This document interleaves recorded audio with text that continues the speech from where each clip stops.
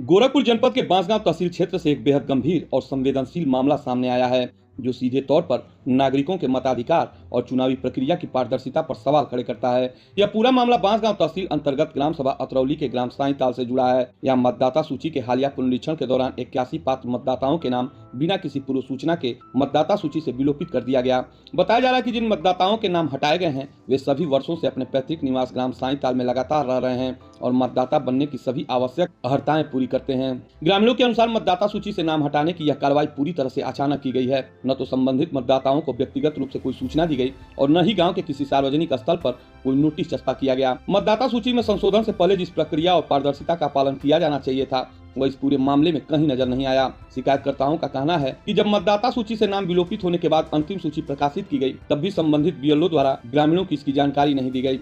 न ग्राम प्रधान के माध्यम से कोई सूचना दी गई और न ही गांव में किसी प्रकार की बैठक, मुनादी या सार्वजनिक घोषणा कराई गई, जिससे प्रभावित मतदाता समय रहते अपने दावे और आपत्तियां दर्ज करा पाते। ग्रामीणों का आरोप है कि यदि उन्हें नियमानुसार समय पर जानकारी मिल जाती तो वे सभी अपने सभी आवश्यक दस्तावेजों के साथ संबंधित कार्यालय में जाकर अपना पक्ष रख सकते थे, लेकिन सूचना के पूर्व अभाव में 81 मतदाता इस पूरी प्रक्रिया से बाहर रह गए और अब वे आगामी चुनाव में मतदान करने से वंचित होने की स्थिति में आ गए हैं। यह मामला केवल एक प्रशासनिक लापरवाही तक सीमित नहीं रह गया, बल्कि इसे नागरिकों के संवैधानिक मताधिकार के प्रत्यक्ष उल्लंघन के रूप में देखा जा रहा है। लोकतांत्रिक व्यवस्था में मतदान का अधिकार प्रत्येक पात्र नागरिक का मूल अधिकार होता है और ऐसे में एक साथ इतनी बड़ी संख्या में मतदाताओं के नाम का विलोपित होना गंभीर चिंता का विषय बन गया है। ग्रामीणों का कहना है कि यह समझ से परे है कि वर्षों से एक ही स्थान पर निवास कर रहे मतदाताओं के नाम अचानक किस आधार पर हटाए गए। न तो उनके निवास स्थान पर कोई बदलाव हुआ है और न ही उनकी पात्रता पर कोई प्रश्न चिन्ह था। इसके बावजूद मतदाता सूची से नाम हटाया जाना पूरे प्रकरण को संदेह के घेरे में खड़ा करता है। मेरा नाम प्रतीक शुक्ला है, मैं अतरौली विकासखंड बांसगांव का निवासी हूँ। ये मतदाता सूची को लेकर क्या मामला है? इसमें से 81 लोगों का नाम विलोपित कर दिया गया है, जो कि ये लोग गांव में निवास भी करते हैं और वहीं रहते भी हैं। इन लोगों ने SIR फॉर्म भी भरा है, लेकिन साजिशन ये सूची में से नाम काट दिया गया है और उसके बाद BLO द्वारा किसी को सूचना भी नहीं दिया गया। BLO से हम लोगों ने बात किया, अब वो और ये सूची अभी ला के दिए। 22 दिसंबर को सूची जारी हुई थी और अभी 1 हफ्ते पहले हम लोगों को ला के दिए हैं।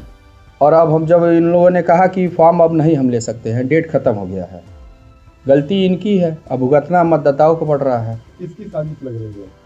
ये हमारे यहाँ विपक्षी जितने भी लोग हैं, एक दल है, उन्हीं के दबाव में BLO द्वारा सारा काम किया गया है। BLO नाम क्या है? सुभाष BLO हैं, एक वार्ड नंबर 1 से 6 तक, और बहादुर BLO हैं वार्ड नंबर 7 से 13 तक। SDM महोदय के पास गए हैं तो उन्होंने हम लोग को BDO साहब के पास भेजा, BDO साहब के पास गए तो उन्होंने ADO साहब के पास भेजा, ADO साहब से कहा गया तो उन्होंने कहा कि आप जिलाधिकारी महोदय के पास जाइए।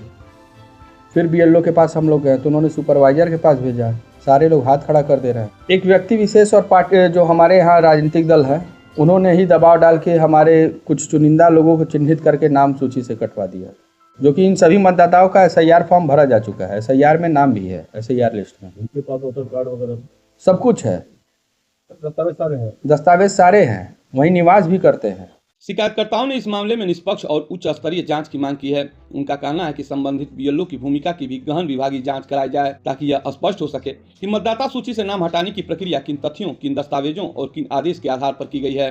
ग्रामीणों का यह भी मांग है कि जिन 81 पात्र मतदाताओं के नाम सूची से हटाए गए हैं, उन्हें शीघ्र पुनः मतदाता सूची में शामिल किया जाए, ताकि वे आगामी चुनाव में अपने मताधिकार का प्रयोग कर सकें और लोकतांत्रिक प्रक्रिया से बाहर न रहें। स्थानीय लोगों का कहना है कि यदि समय रहते इस मामले पर कोई ठोस और प्रभावी कार्रवाई नहीं की गई तो यह मुद्दा केवल एक गांव तक सीमित नहीं रहेगा, बल्कि इससे प्रशासनिक कार्यप्रणाली और चुनावी व्यवस्था की विश्वसनीयता पर भी गंभीर सवाल खड़े हो सकते हैं। फिलहाल इस पूरे प्रकरण पर सभी की निगाहें जिला प्रशासन और चुनाव आयोग की ओर टिकी हुई हैं। अब देखना यह होगा कि इस गंभीर मामले को कितनी प्राथमिकता दी जाती है और क्या प्रभावित मतदाताओं को उनका संवैधानिक अधिकार मिल पाता है या नहीं।